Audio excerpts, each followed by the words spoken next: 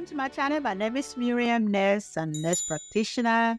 Today we're going to talk about 10 nursing interview questions that you may come across whether you are a nurse or you are a nurse practitioner, okay? So the first question will be, tell me about yourself, okay? So what kind of answers do you think they're expecting? Well, I could say I'm a compassionate, dedicated nurse of how many years, and I enjoy taking care of people. I'm a great team player, and you could go on and on about that, right? Another question they could ask you at an interview for a nursing position or nurse practitioner is, why did you choose nursing as a career? Okay, so it's good to me. There's no need to lie, but of course, the one answer you don't want to give is, I joined it because that's the only profession I could get a job easily. Because you could see that there are some people moving into nursing because they feel like this is the only profession that you could get a job, So that shouldn't be your first reason for becoming a nurse, right? So why did you choose this career? I chose nursing because of my desire to do make a difference in people's lives, get people at the most vulnerable time. So it gives me the opportunity to support people, take care of people. So I enjoy doing that. So of all careers, that's why I chose to be a nurse or a nurse practitioner. How do you handle stressful situations in the workplace? Okay, so you want to be careful with that question because you don't want to say, oh yeah, that's why I quit my last job, right? You don't want to tell anybody that in an interview. But you could say, yeah, I prioritize my work. I do make sure if I need to delegate stuff, I do that so that I can concentrate and make sure that I'm doing what I need to do. I also utilize some stress management skills, deep breathing, maintain a good work-life balance so that I'm able to handle stress as they can, because you want to be as truthful but then as professional as you can be. You don't want to be just saying things. How do you ensure patient safety and quality care? I practice based on, established evidence-based practice. I'm vigilant about monitoring my patients. I also prioritize great communication. As a nurse practitioner, too, if a patient is not, it's above my pay grade, or if a patient is really above my skills, I make sure I collaborate with other providers, other professionals, because people, you don't know everything. So you always make sure that you are able to prioritize, to consult other people when the time comes. Describe a challenging patient care situation you encountered and how you handled it.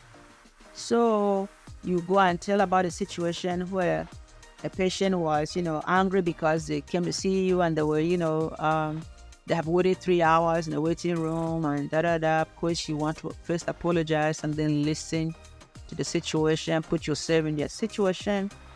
And that's how come you were able to, when they saw the empathy from you and they saw that really you have nothing to do with it, then, the patient was relaxed. And of course, you also notify the clinic manager to take care of, the situation to prevent that from happening.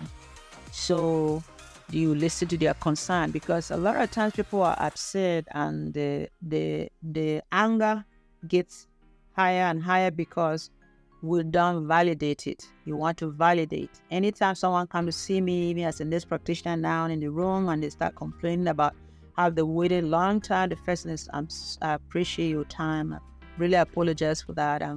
We make sure we get management, involved so that they can take it from there.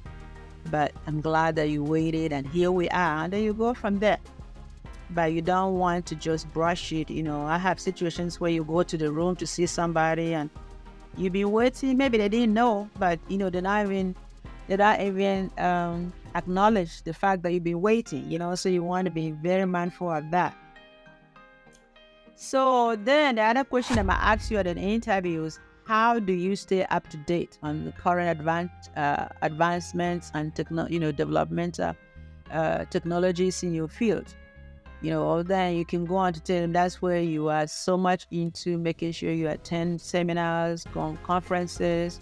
You are very up to date on your medical conferences.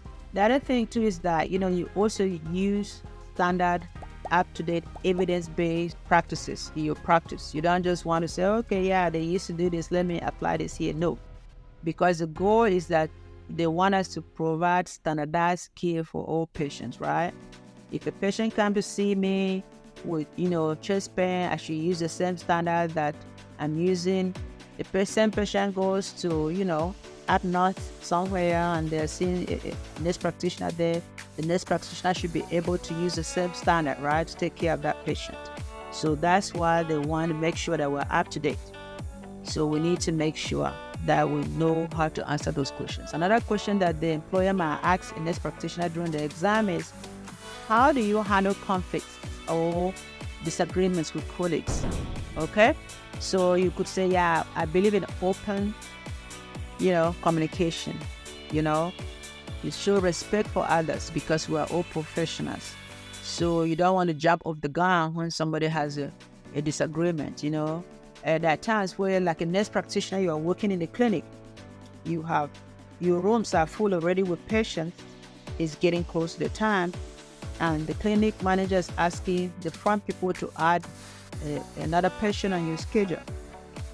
That would be a time where, we need to discuss this, because mind you, the clinic managers in primary care, majority of them are not nurses, are not in nursing. They have no idea what you do as a nurse practitioner, to be frank.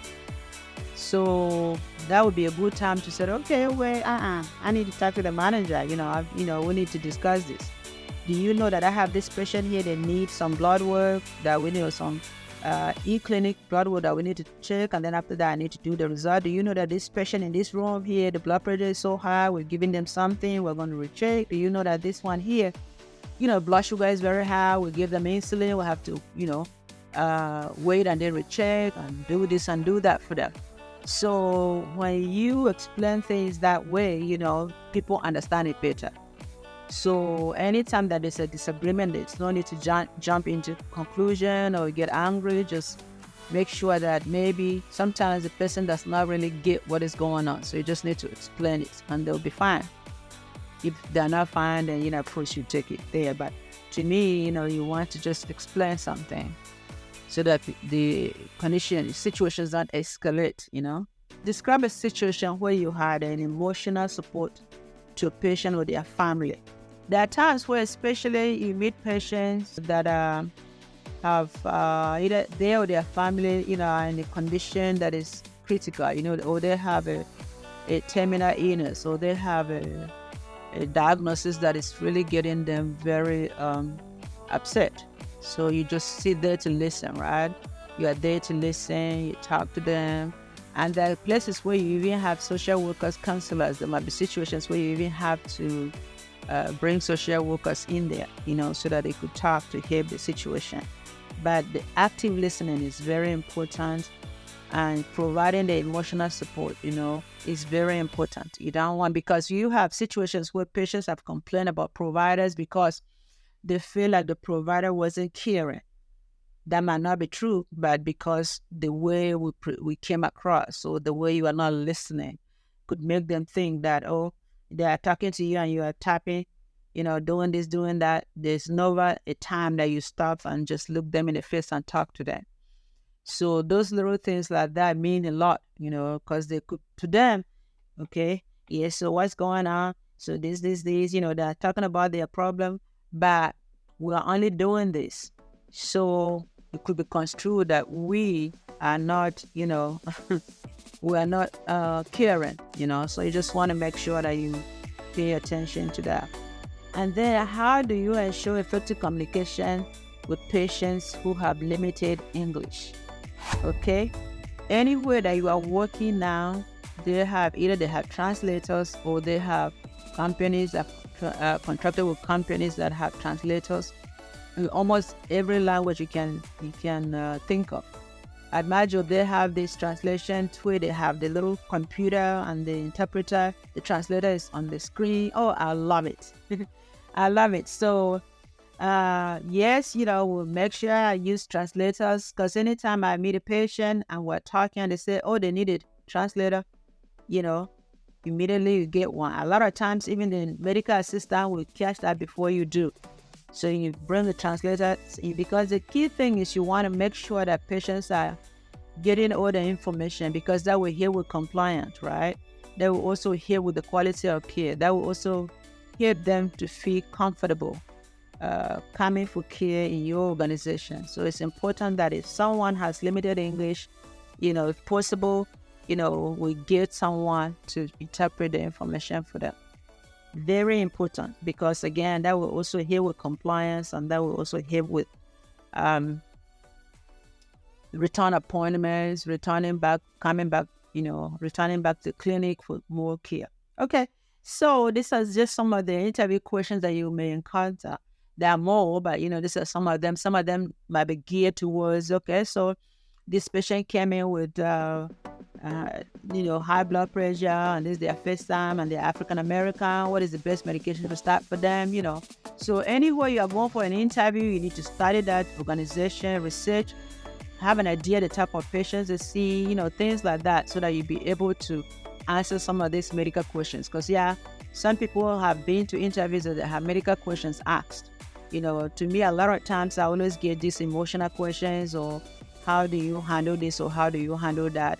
But once in a while, yes, I could get a medical question. So you just want to be prepared, and you want to show that yes, you genuinely care about what you are doing. You can't go in there and start acting up or start bragging and lying. You can't go into an interview and start telling stories about the former employers, because mind you, these people are also kind of listening to you to see are you going to be a good fit for them. Anyhow, thank you so much for listening to my long speech, and come back again, subscribe, and we'll see you in the next video. Oh, and by the way, practice gratitude. Very important to practice gratitude every day. Okay? Have a great day. Bye.